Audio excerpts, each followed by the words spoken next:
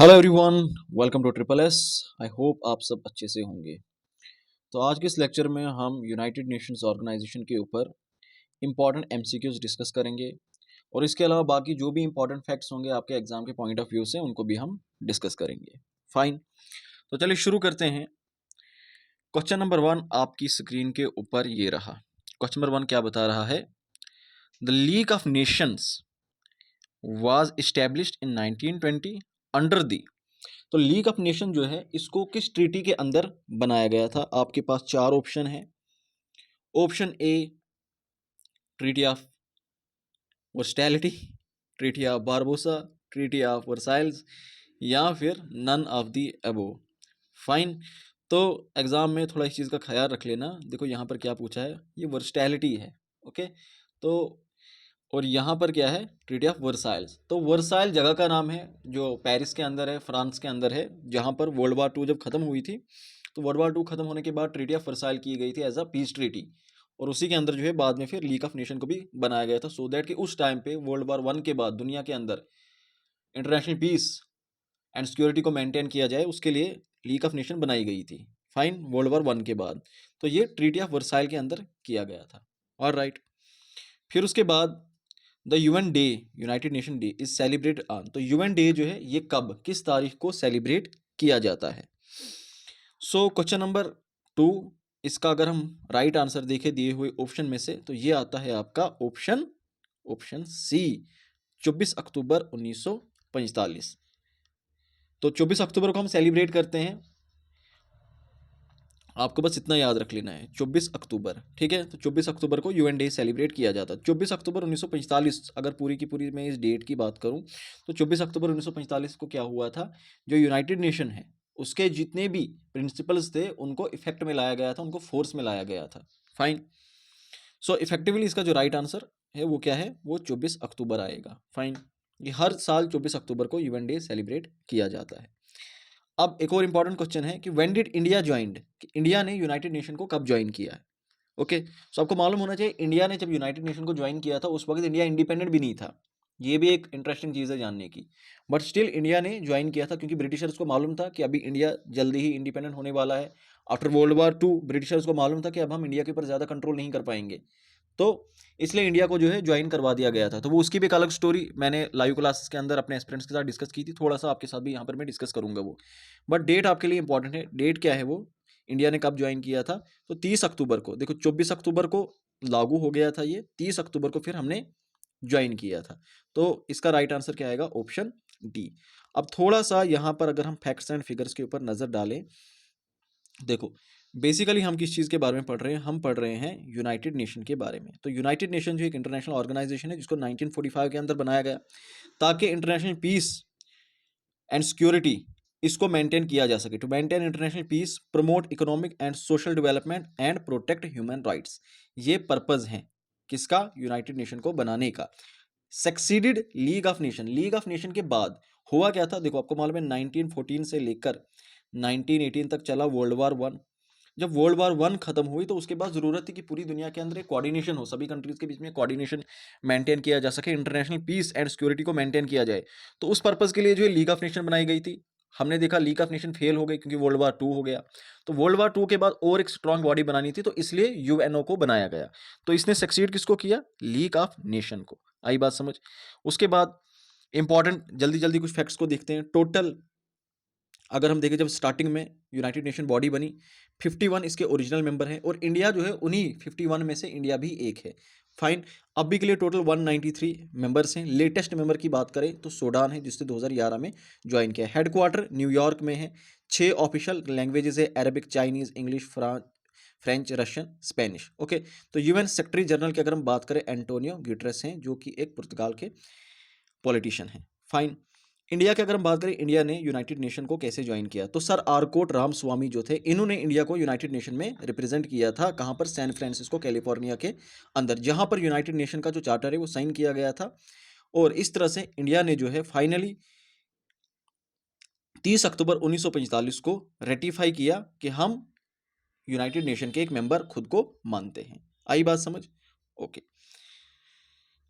ये हो गए थोड़े से फैक्ट्स, क्वेश्चन भी हमने देख लिए। तो उसके बाद जो है इंपॉर्टेंट डेट्स अगर देखें तो जैसे मैंने आपको बताया था कि लीग ऑफ नेशन 1920 में बनाई गई अंडर ट्रीटी ऑफ वर्साइल, लेकिन वो फेल हुई क्योंकि हमने देखा वर्ल्ड वार 2 हो गई।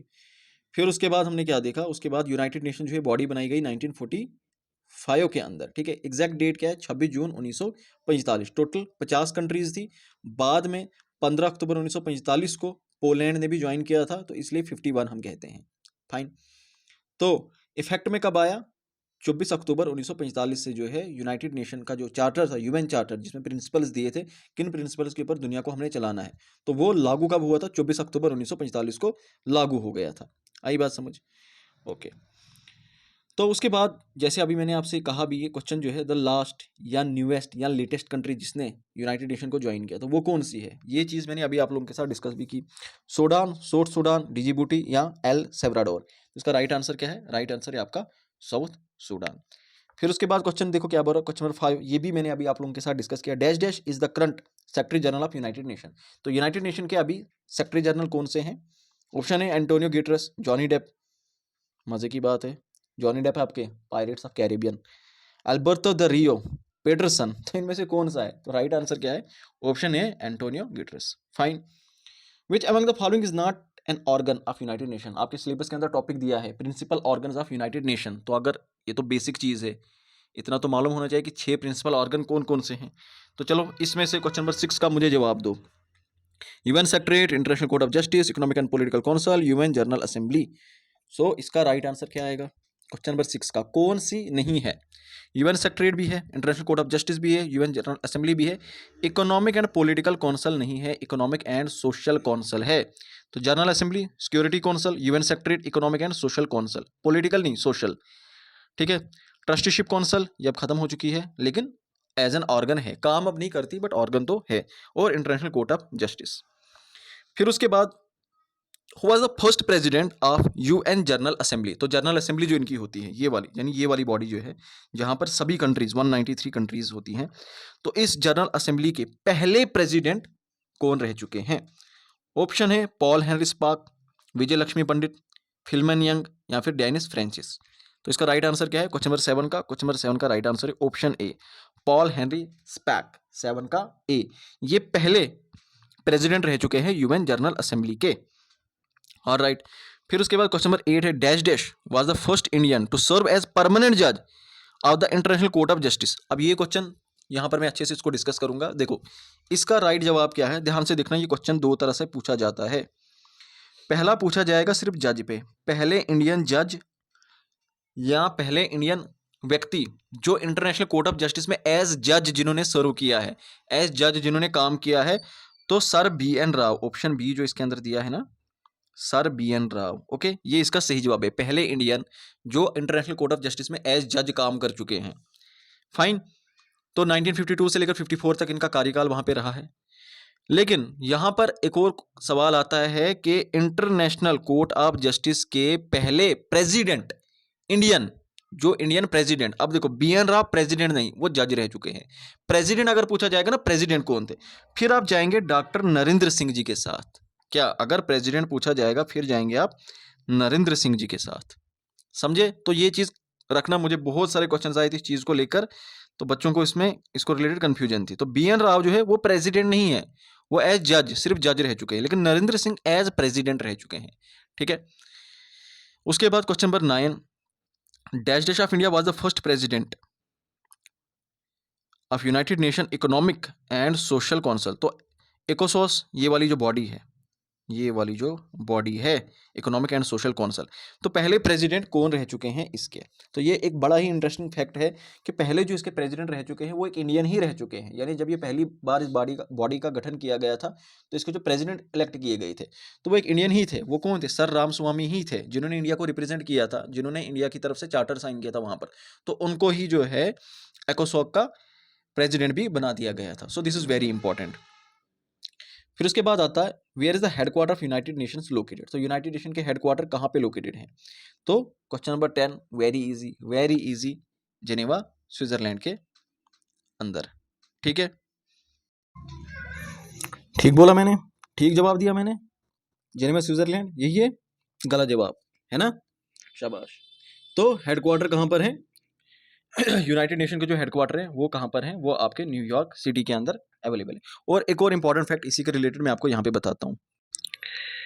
फैक्ट क्या है, आपके जितने भी हमने ऑर्गन्स देखे, जितने भी आपके 6 ऑर्गन्स हैं, ठीक है, उनमें से इंटरनेशनल कोर्ट ऑफ जस्टिस सिर्फ एक यूनिक फैक्ट है कि only principal organ outside New York, बाकी सबके हेडक्वार्टर न्यूयॉर्क के अंदर है, सिर्फ आपका इंटरनेशनल कोर्ट ऑफ जस्टिस जो है वो कहाँ पर लोकेटेड है, वो आपके नेदरलैंड हेग के अंदर लोकेटेड है।